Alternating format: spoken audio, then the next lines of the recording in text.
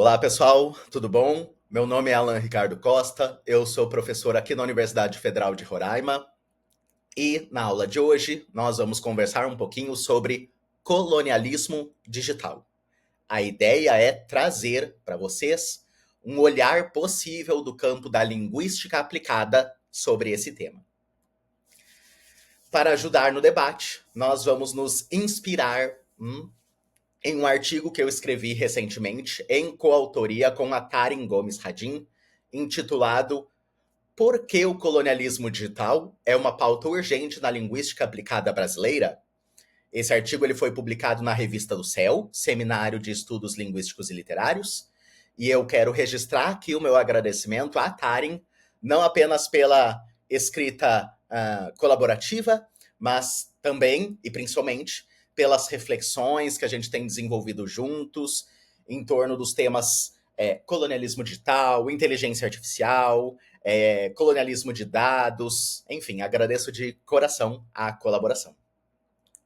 Esse trabalho dialoga diretamente com algumas pesquisas e alguns estudos do GITEA, que é o Grupo de Investigações sobre Tecnologias, Ensino e Aprendizagem da Universidade Federal de Santa Maria.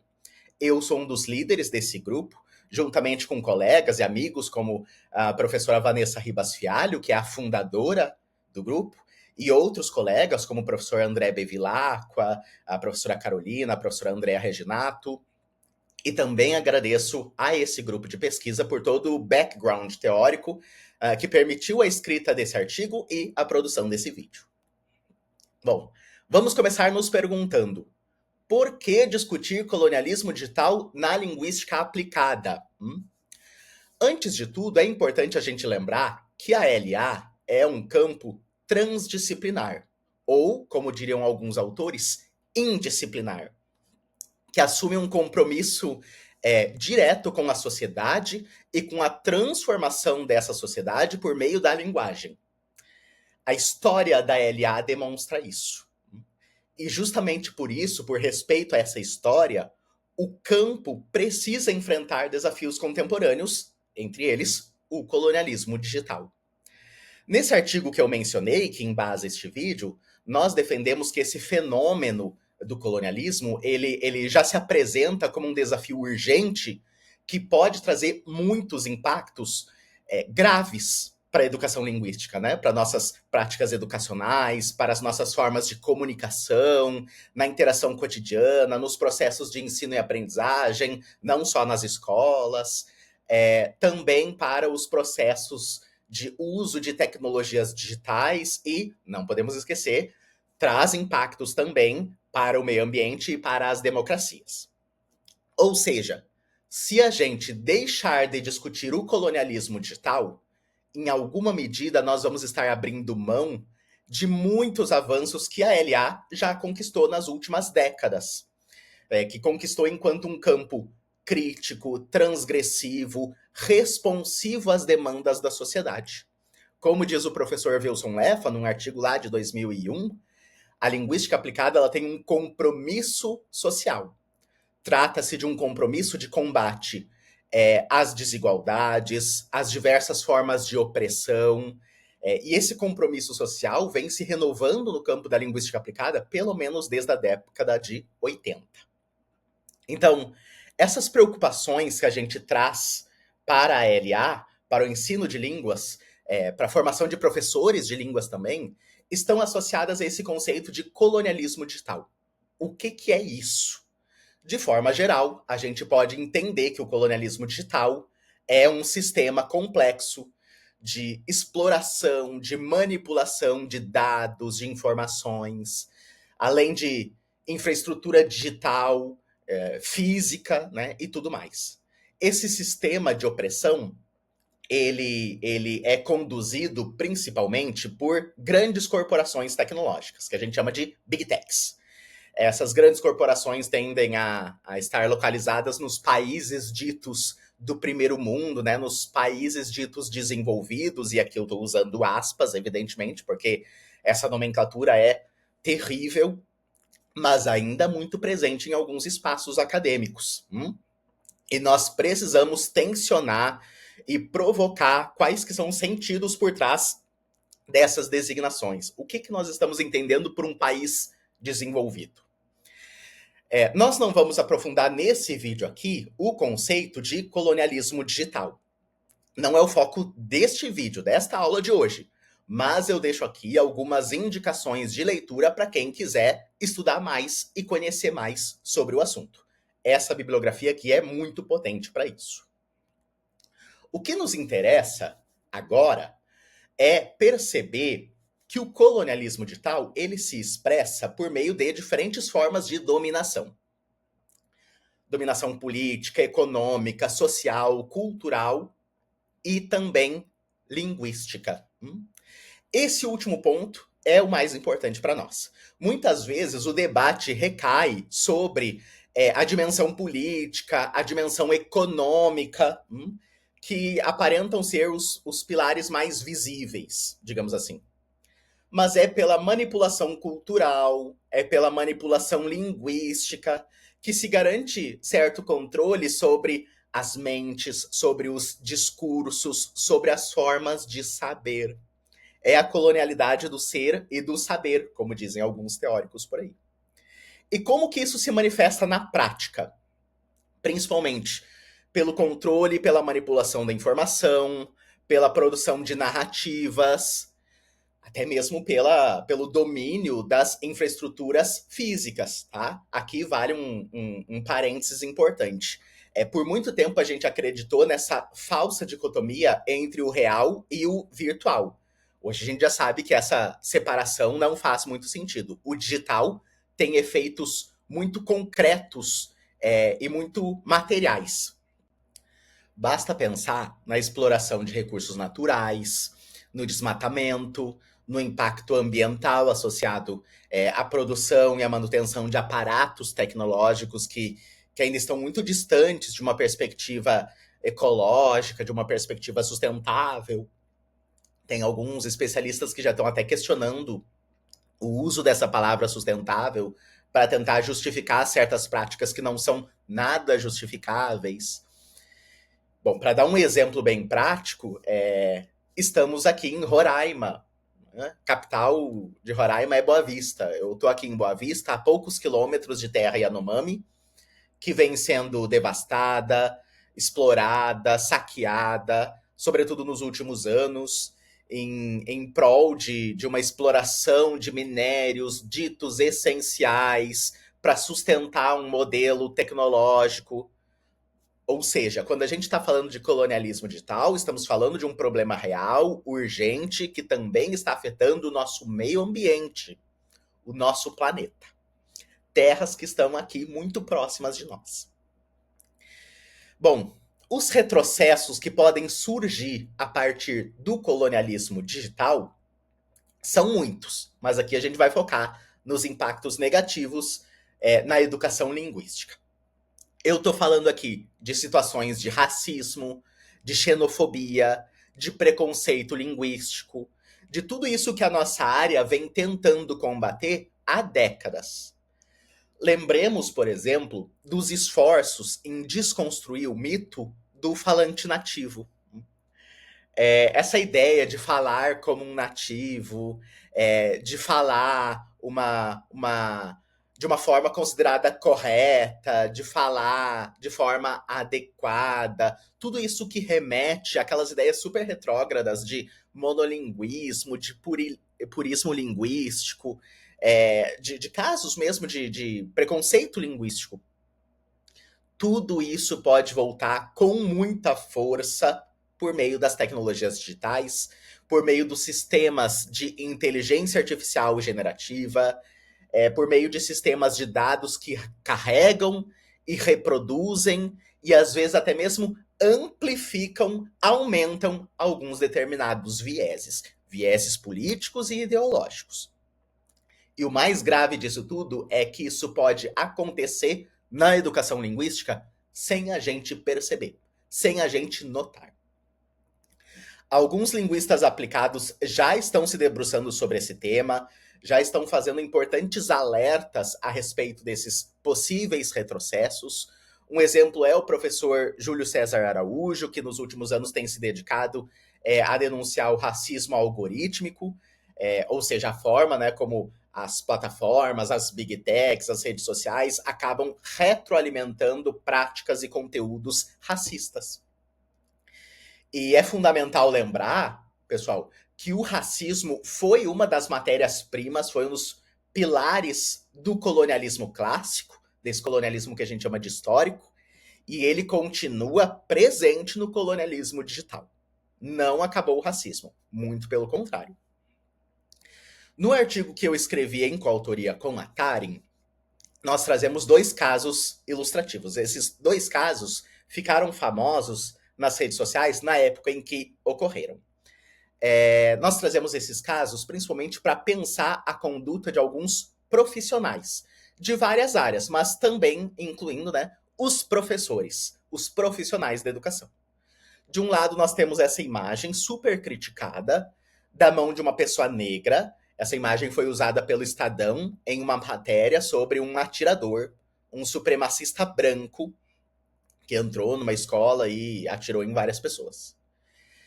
Desse outro lado aqui, nós temos a foto de um ator negro de Hollywood, o Michael B. Jordan, e essa imagem estava num banco de imagens de suspeitos da polícia.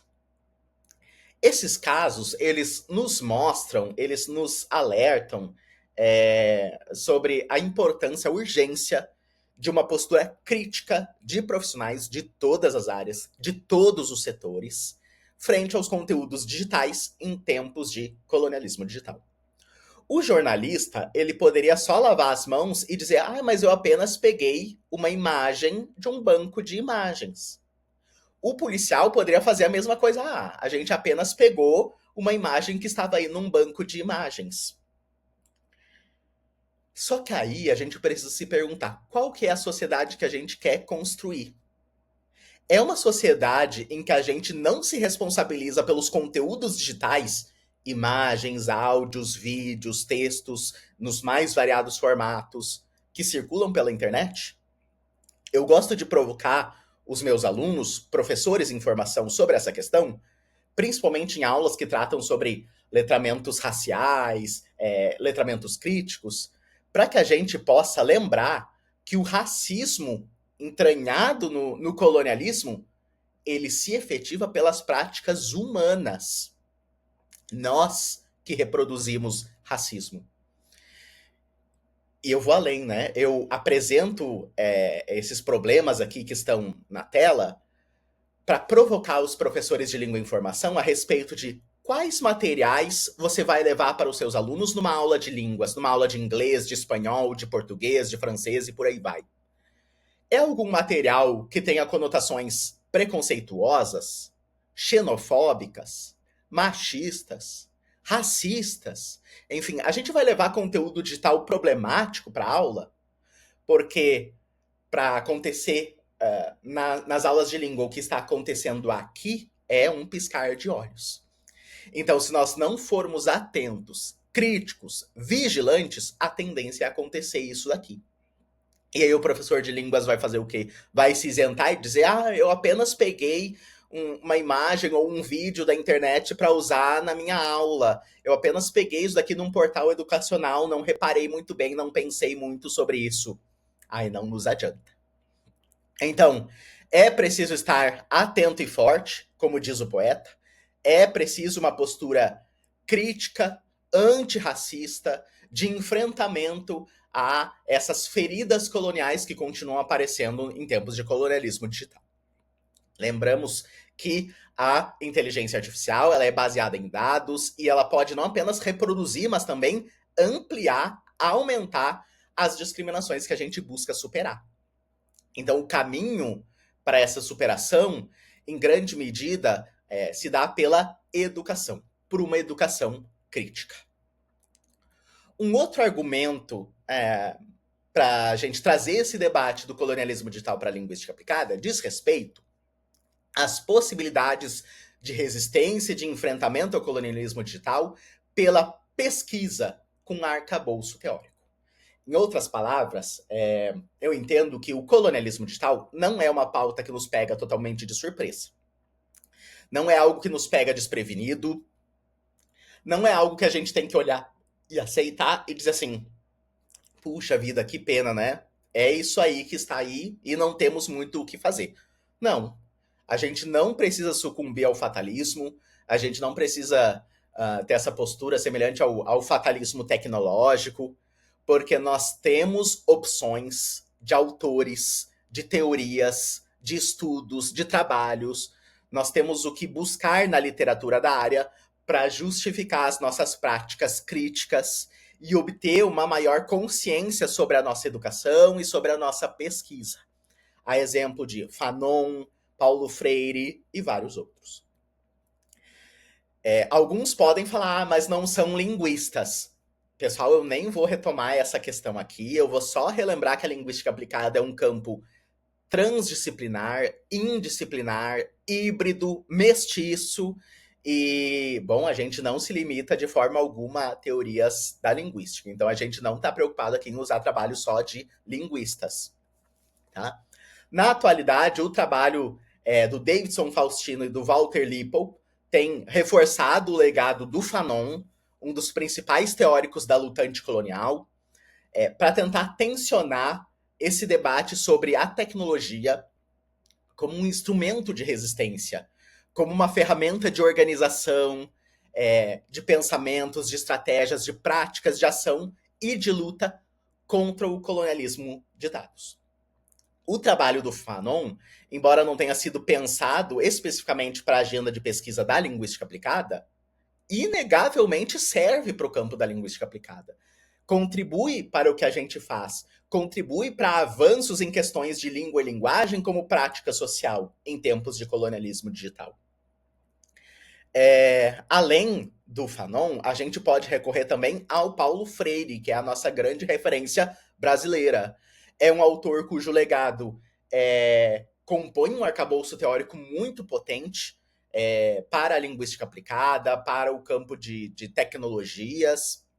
Nesse livro aqui, intitulado Paulo Freire hoje na Cybercultura, eu e alguns colegas, a gente resgata as perspectivas do Paulo Freire a respeito da tecnologia e de como ele, muitas décadas atrás, já defendia a importância de uma postura crítica, reflexiva, curiosa, constantemente questionadora por parte de todos os profissionais, de todas as áreas, em relação às tecnologias, a tecnologia digital principalmente.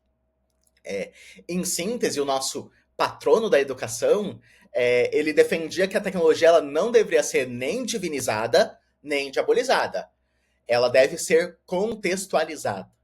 O Paulo Freire entendia que a tecnologia sozinha ela não era nem boa, nem má, e muito menos neutra. Ela é sempre perpassada por vieses ideológicos e cabe a nós questionar, em cada contexto, em cada situação, o potencial dessa tecnologia para contribuir. Ela está contribuindo com quem? Ela está a serviço de quem? O Paulo Freire, o Fanon e vários outros autores e autoras, como a Bell Hooks, a Catherine Walsh e vários outros, eles já estão sendo devidamente inseridos não só na literatura de linguística aplicada, de forma mais ampla, mas também em uma das suas sub-áreas mais transdisciplinares, digamos assim, que é a área de CAL, Computer Assisted Language Learning, ou o campo de tecnologias ou de ensino e aprendizagem de línguas mediado por tecnologias. Diferente do que o nome original pode fazer parecer, a gente não se preocupa mais apenas com o computador. Nós estudamos, investigamos tecnologias de forma geral. Mas o nome do campo se consagrou assim e é usado desde então, e a gente segue então com a sigla CAL. Essa seara de CAL, esse campo de CAL, de estudo e pesquisa sobre ensino e aprendizagem de línguas mediado por tecnologias, aqui no Brasil já tem mais de 30 anos, e ao longo dessas décadas vem construindo um amplo suporte teórico-metodológico para várias questões, que vão muito além de derrubar os mitos sobre a tecnologia, como, por exemplo, aquela ideia de que, meu Deus, a IA vai substituir o professor. Então, vale a pena investir nessa literatura que a gente já construiu, vale a pena investir nesse arcabouço teórico potente que a gente tem na atualidade para pensar criticamente, de preferência num viés transgressivo, crítico e decolonial, o uso das nossas tecnologias na atualidade. Para concluir, então, não vou me estender muito por aqui, porque o vídeo é muito mais um convite ao assunto, é muito mais uma provocação ao estudo do que, de fato, uma aula completa com início, meio e fim.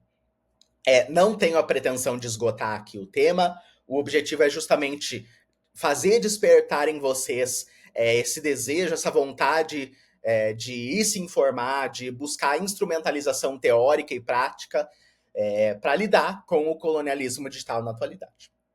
Mas, para concluir, eu trago aqui ao menos 3 pontos. Saiba você que está me escutando que essa luta contra o colonialismo, ela não é de agora.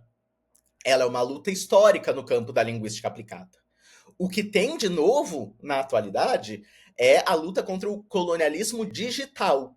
Mas a LA há muito tempo vem tentando romper com a xenofobia, o ensino de línguas estereotipado, a homogeneização linguística, a homogeneização cultural, a reprodução de estereótipos. Há muito tempo que a gente vem lutando contra preconceitos e desigualdades que se materializam na língua, a exclusão de vozes periféricas, de línguas invisibilizadas. A gente vem lutando contra tudo isso. Então, saiba que nós estamos na continuidade de um processo histórico.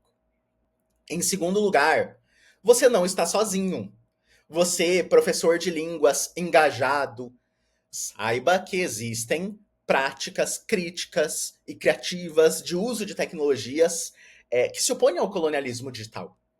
Em futuros vídeos, eu pretendo comentar, discutir algumas iniciativas do Núcleo de Tecnologia do MTST, o Movimento dos Trabalhadores Sem Terra, que lançaram recentemente algumas publicações muito interessantes sobre tecnologias digitais, sobre a soberania digital. Nós podemos nos conectar, nós podemos nos articular, nós podemos nos unir. E, finalmente, nós temos um cabedal de teorias, de pesquisas, de dados, todo um arcabouço teórico e metodológico também, que pode ser mobilizado para essa luta contra o colonialismo digital. Essa luta que nós estamos defendendo, ela tem como meta principal a soberania digital, a democracia, a justiça algorítmica, a democratização do nosso conhecimento via tecnologias digitais. E tudo isso a gente pretende discutir em futuros vídeos aqui no canal, tá bem? Então, por hoje era isso. Deixo aqui algumas referências bibliográficas que eu usei para montar essa apresentação. Vou deixar mais algumas aqui nos comentários. São sugestões, dicas de leitura. E por enquanto é isso. Até a próxima.